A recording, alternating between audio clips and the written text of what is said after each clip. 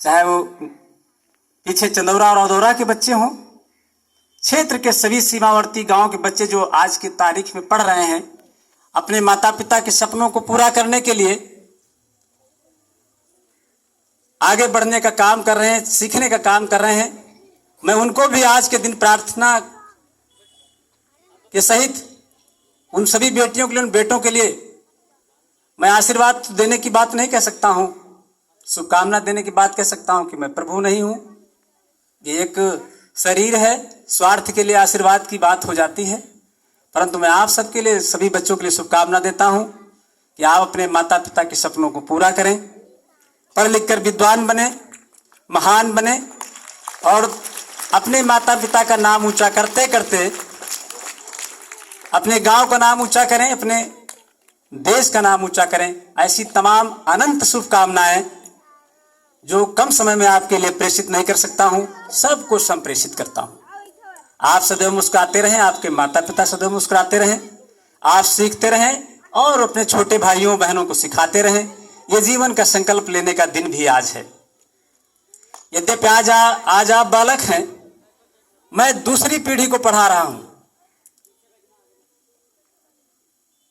ये संस्था इस क्षेत्र की दूसरी पीढ़ी को पढ़ा रही है और उसके सबसे जबरदस्त विद्वान साथी परम आदरणीय बड़े भाई श्री गुलाब जी हैं। रामोतार जी हमारे विद्यालय के विद्यार्थी रहे हैं और आज वो अपने पद पर बहुत संयमित रूप से काम कर रहे हैं। इस बात का उदाहरण आपके सामने है। मैं बात को और छोटा कर देता हूं, आगे बात बढ़ाने की कोशिश नहीं करूंगा।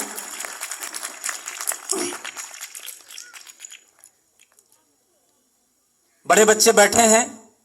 कभी मैंने हमारे गांव में एक पीछे मंदिर है, देवी माता का मंदिर कहा जाता है। हम लोग सदैव श्रद्धान्वित रहते हैं, बड़ी शक्ति है, बड़ा विश्वास है। जो हमारे बच्चे प्रार्थना करते हैं शुक्रवार के दिन, विनती सुन लो मात हमारी, हम सब बालक बने पुजारी, बड़ा गीत है और उसमें बड़ी प्रेरणा है, बड़ी शक्ति है। जो इस गीत को गाते हैं, जो लोग इसको आरती समझते हैं, जो इसको प्रार्थना समझते हैं, वो इस भाव से गाते हैं, आपको इसमें बहुत कुछ मिलेगा। मैं 1987 में वो गीत लिख करके, हमको वो चेहरे याद आ रहे हैं, मेरी स्मृति में वो बेटियां याद आ रही हैं, चाहे कंचन हो, चाहे किरण हो, चाहे सुमन हो, चाहे वो माया बिटिया हो, चाहे वो राम जानकी हो। आज दुनिया में हमारी दो बेटियां नहीं रही। मैं उस याद में जाना चला गया हूं कि न राम जानकी है, न माया, न राम जानकी नहीं है, माया तो है। गलत बोल गया। अब आप समझिए, तमाम बेटियां गांव भर की पढ़ा करके, और मैं वहां गीत गाता था, आरती करता था, और तमाम गांव की बेटियां इकट्ठा होती थी। गांव में पढ़ने की लड़कियां 10-5 हुआ करती थी। आज मैं देखता हूं, उसमें एक बहुत खास बात थी, जो मैं लाइनें कहता था। उस आरती, कुछ प्रार्थना अब भी यहां लिखी हुई है, बच्चे हमारे शुक्रवार को गाते हैं। इस विद्यालय के लिए ये वो लाइनें बनी थी बहुत पहले। तब यहां धूल उड़ती थी, बच्चों के पास बैठने के लिए कुछ भी नहीं होता था।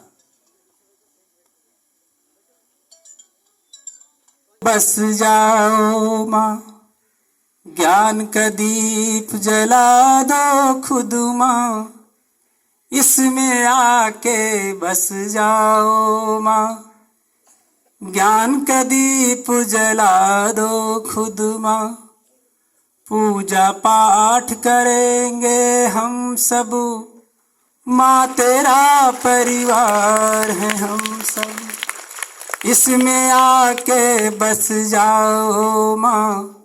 ज्ञान का दीप जला दो खुद माँ, पूजा पाठ करेंगे हम सब माँ, तेरा परिवार है हम सब। यही गाते हैं हमारे बच्चे। वो वाले बच्चे बड़े हो गए, उन वाले छोटे छोटे बच्चों के बच्चे हो गए, लेकिन वो लाइनें कितनी कीमती निकली। देखिए, जब कभी कोई चीज दिव्य अनुभूति के साथ लिखी जाती है तो ये स्वतः विचार होते हैं या एक प्रवाह होता है दिव्य शक्तियों का। ये मैंने 1987 में लिखा था कि हे माँ, मेरे पास कुछ नहीं था, 5 रुपए थे, 2 रजिस्टर ले आए, स्कूल खोल दिया। हम बच्चों को विश्वास दिलाते थे कि बेटा एक दिन वो आएगा कि आप पास कुर्सी बेंच होंगी, आप पास बढ़िया इस कमरे होंगे। वो बच्चे गांव में हैं, क्षेत्र में हैं, उनके बच्चे यहाँ पढ़ रहे हैं।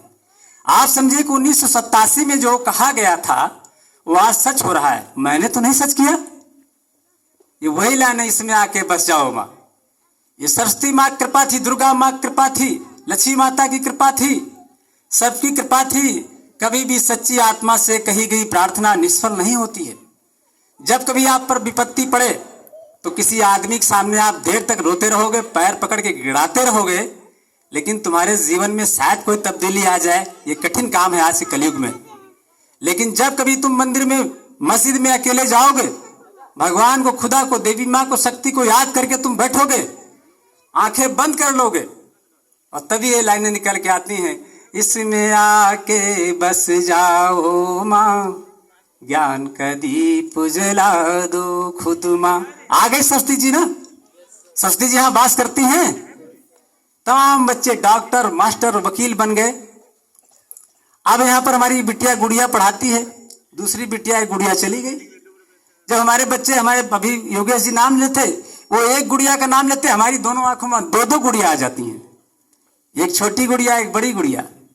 अब नाम तो आराधना, नाम तो साधना। जीवन का हमारा उद्देश्य स्पष्ट है। एक बेटी साधना है, दूसरी बेटी आराधना है, एक बेटा योगेश है और दूसरा बेटा कौशल है। जीवन को सीखो, जीवन को जीना सीखो। कुछ समझने से पहले, कुछ बोलने से पहले समझना सीखो।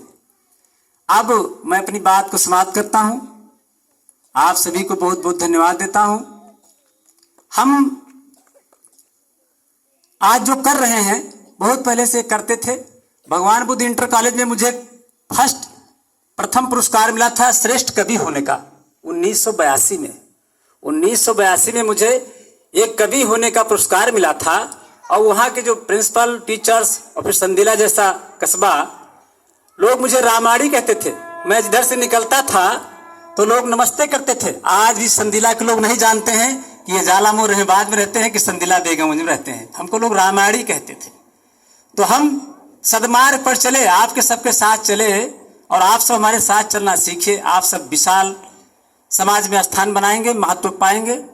मैं आपको अंतिम रूप से अपनी कविता के माध्यम से, जो देश के तमाम विद्वान कवियों ने लिखा है, कक्षा 8 में मैं जो कविता पढ़ता था, उस कविता को आपको सुना करके आप पूरी तरह से आनंद लीजिए।